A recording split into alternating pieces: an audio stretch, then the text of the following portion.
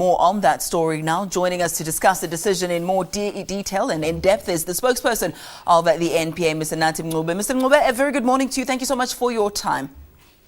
Good morning, Ayanda, and good morning to the viewers. You say that the appeal is based on a question of law. Please elaborate. Which question would that be? What led to this appeal? Well, Ayanda, remember that when the judgment was delivered, we expressed our disappointment at the fact that we were unable to achieve our goal, which was to secure a conviction on the charge of premeditated murder, or at the very least murder. We then indicated at the time that we will await for the case to be finalized, in other words, for the sentence to be delivered. And we did that. After the careful consideration, the team of the prosecutors that were working on the case then studied the judgment. They have done all the necessary preparations, consulting with all legal experts that they think they need to consult, researching the case law. And we then came to the conclusion that we do have some grounds to take the matter further. We've always indicated that, as everybody knows, in terms of the law, we can only appeal a conviction on a question of law. And unfortunately, that's the only thing that we can do. So we have indicated now that we're going to appeal on a question of law, but also we're going to appeal the sentence that was imposed by the learned judge.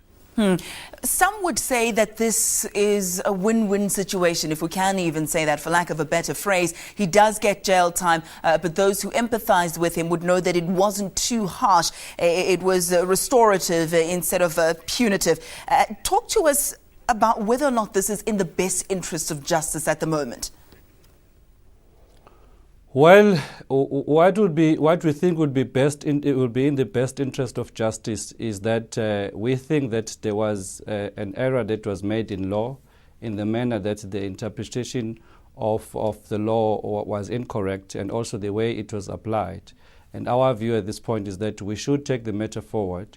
We are of the view that a different court will come to a different conclusion, and that we feel is important, not just to set the record straight in as far as the error that we think was made is concerned, but also in the public interest. I think there's a huge public interest. People feel that there was an error in law. The people that we've consulted, who are legal experts, believe that there was error in law. And I think we have the responsibility as the NPA to make sure that matters like this are not left hanging.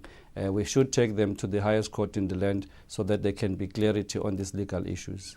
Speak to us about that process now, how long it will take, the amount of resources in terms of finances and human capital that it will need to pursue this particular appeal. Well, at this point, because really what is at stake now is just legal arguments. So we're going to need all the resources that we can have. Obviously, the two prosecutors that were involved in the matter will still be involved. They will add 1 or 2 legal experts to assist them in terms of research. But we have a big team that will be assisting them at the NPA, all other prosecutors who are experienced. Some of them are advisors to the national director. So we will have that team working with them to assist them in preparation for this argument. But what should happen in the next few days is that we should lodge our papers with the registrar of the High Court, and hopefully we'll then secure a date to go and argue before the learned judge for the application for the leave to appeal. If that is successful, we'll then have to wait for the date to be given to us, for us to prepare the heads of argument to be submitted at the Supreme Court of Appeal, but also for us to go and argue there. So it's still going to be a lengthy process, but I think the immediate steps that we have to take now is just to go and lodge our papers within the next few days.